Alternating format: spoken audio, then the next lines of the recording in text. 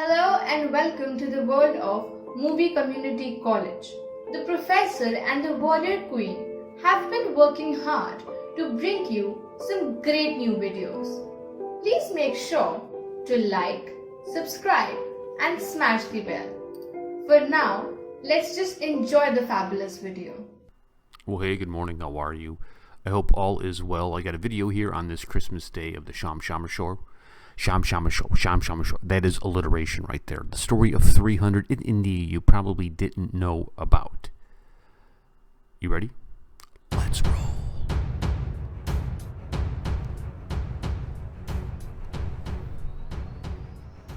Hello guys, and welcome to another edition of the Defenders of India series. So many people have heard about the 300 Spartans What's that going held on in off the the background? We Persian got army, and it's a Ganesh. legendary battle, of course. But surprisingly, a lot of Books. people from India do not know about the other story of the brave 300 soldiers that held off a much larger attacking army. And I'm going to talk about that legendary story today so more and more people can hear about it. That story, of course, is the story of the 300 brave Marathas at the Battle of Ghodkin, or the Battle of Pavankin. And I really think that everybody in India and everybody of Indian origin should know about this story. What I'm talking about, of course, is the story of Baji Prabhu Deshpande. Now, this is a name that maybe a lot of people outside of Western India haven't necessarily heard. But again, like I said, this is one of my favorite stories, and I really want everybody to know about this name because in medieval India, when Hindus were at the brink of complete destruction and extinction, his bravery played a major role in ensuring that our culture, that our civilization continued. So in 1660, the Maratha king Shivaji was trapped in the fort of Panhala under siege and vastly outnumbered by an Adil Shahi army led by an Ethiopian named Siddhi Masood.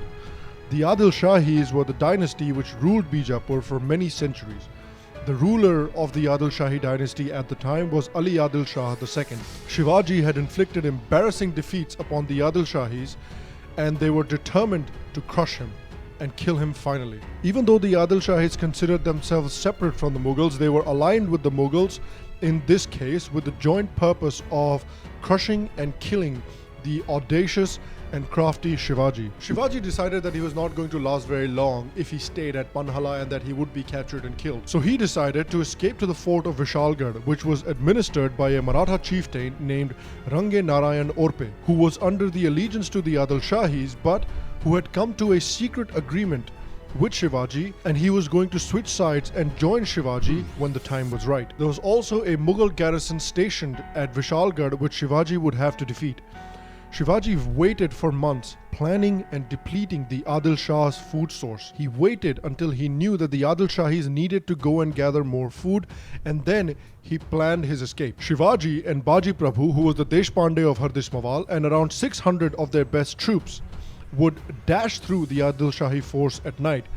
A man named Shiva Kashid, who resembled Shivaji in appearance, had volunteered to dress like the king and get captured.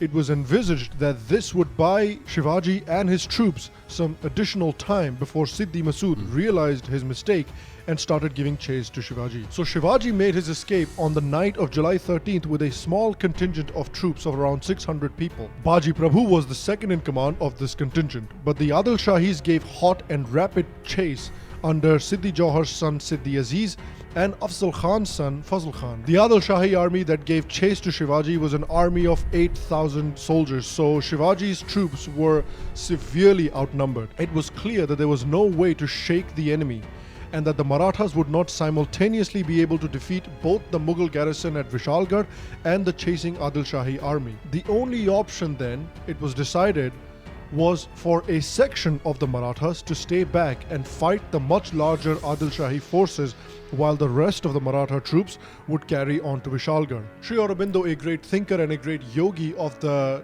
20th century, wrote a beautiful poem describing the brave actions of Baji Prabhu as well. He wrote a passage in which Shivaji said to Baji, "Baji, more than once in battle thou hast stood, a living shield between me and the foe.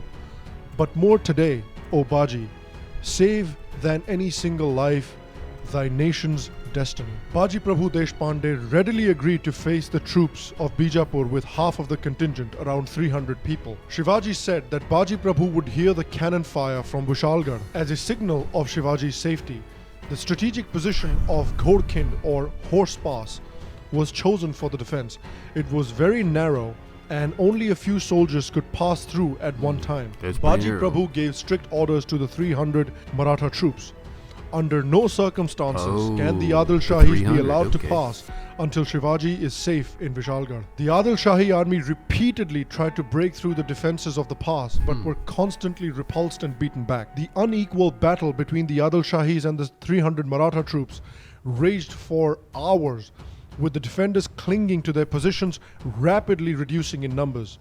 Close to 2,000 Adil Shahi soldiers were killed. Wielding two huge and very heavy swords, one in each hand, Baji Prabhu repulsed the waves, using his body as a wall to prevent the Adil Shahi soldiers from getting through. Even though Baji Prabhu was shot by a Siddhi gunman and fatally wounded, he continued to fight and continued to cut down Adil Shahi soldiers that tried to pass through. He literally refused to die till he heard the cannon fire announcing Shivaji's safe passage to Vishalgarh. It was almost as if he told Yamraj to wait until Shivaji was safe. Over 200 Maratha soldiers were killed in this battle, and only after Baji Prabhu heard the cannon fire did he finally fall down and die. When Shivaji heard of Baji Prabhu's passing, he was deeply saddened. He personally visited Baji Prabhu's family and paid his condolences. He also gave Baji Prabhu's eldest son a position of leadership and honor in the forces. The morale of the Adil Shahis was destroyed after the battle at Ghorkind against Baji Prabhu, and they declined to besiege Vishalgarh and retired to their own territory. The defense of the pass of Ghorkind by 300 Marathas, led by Baji Prabhu Deshpande, was named the Battle of Pavankind, which in Marathi means the Battle of the Sacred Pass. For the rest of his life, Shivaji would also act as the guardian for Baji Prabhu's children. Dennis Kincaid, a prominent historian, said that Baji Prabhu's defense of Ghorkind has become legendary in Western India. This action is remarkable as an example of the spirit which Shivaji's leadership infused into his followers. And not just Shivaji, it was the cause. It was the cause of defending and protecting the Hindu civilization and ensuring that from generations from then, men, women and children can enjoy these traditions and can follow this culture the way we do. Shivaji's mother Jijabai wept at the news of Baji Prabhu's death. Ballads and poems have been composed in his memory, many of which are still sung today.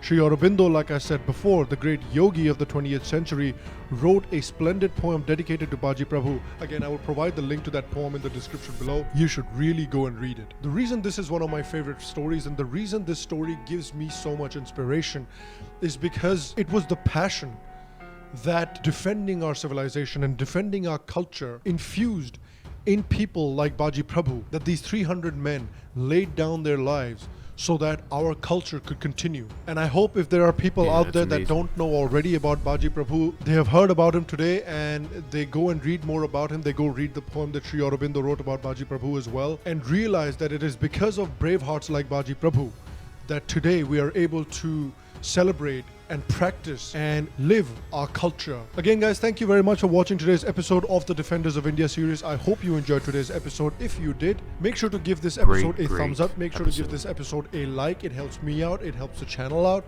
Also, I know some of you wanted me to do Lalitaditya Muktapid. I will be doing an episode on him. I wish he would do more in English so I react to more of his stuff. I think Sham does a great job. I had the honor and privilege of being on his show once, and it was a good time. Although he was trying to stick me with being a Christian missionary, which I am not. I am not a Christian missionary. So that's a good video. There's so much rich history there in India. There should be more films made about it. You know, we get kung fu stuff like non-stop. Where's the, well, I mean, the Indians there in India, but I mean a Hollywood production. Just some great stories, I think, personally. Well, very good. I will catch you guys later. Peace and much love. I am pleased to announce that Dr. Squat is the official soap of the Professor. Dr. Squat is the best-selling organic soap on the planet. Make sure you click on the link below to purchase your bar. Feel like a man, smell like a champion. I'm Donald Trump, and I approve this message.